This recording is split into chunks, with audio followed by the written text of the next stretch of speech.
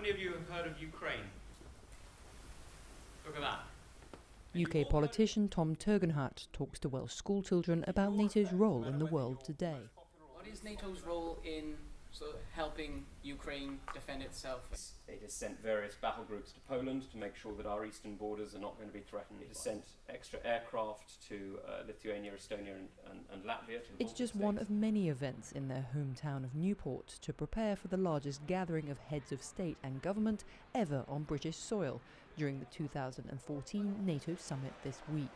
From a festival with NATO-themed food to protests for peace, what the alliance does and why it should matter has been a hot topic. As a news agent, I keep abreast of what's going on, and I see it as an ideal opportunity to promote Newport to the rest of the world. I am slightly against the NATO coming to Newport because it's caused a lot of disruption. We're having to close schools and roads, and I don't think Newport itself is going to get any benefit itself, the city itself. There's no doubt, however, that Newport will headline the news this week as world leaders descend on the city.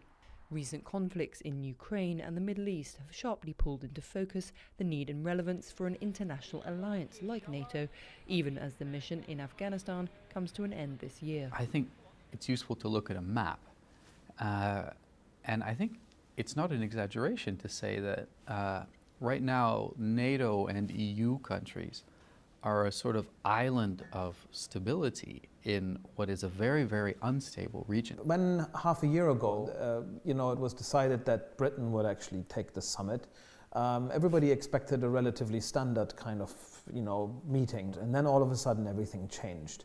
Britain at the time, and when it decided to host it, wanted to send a sign that despite defense cuts, it was very much at the forefront of the defense and security agenda. Now I think the importance of the summit has moved on way beyond Wales and way beyond Britain as a location.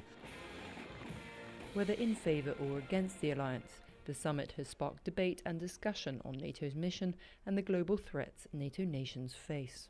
When you speak to people in the street, they are aware of what's going on and they want to have an input and they want people to listen.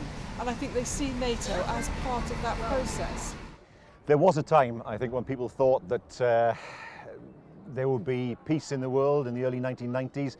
We know that's not the case. There remains conflict, and of course that's why NATO is so important, to make sure that countries are able to work together to defend themselves, but also of course to promote peace around the world. People kind of they don't really know where they stand because NATO is such like a big topic, so they kind of say they don't like the way that certain countries involve in other countries. They'd rather no more wars at all. It's just great because it means these people are thinking. It's when people don't think that's the problem. The ongoing crisis in Ukraine will be one of the topics discussed at the summit this week. Ruth Owen in Newport for the NATO channel.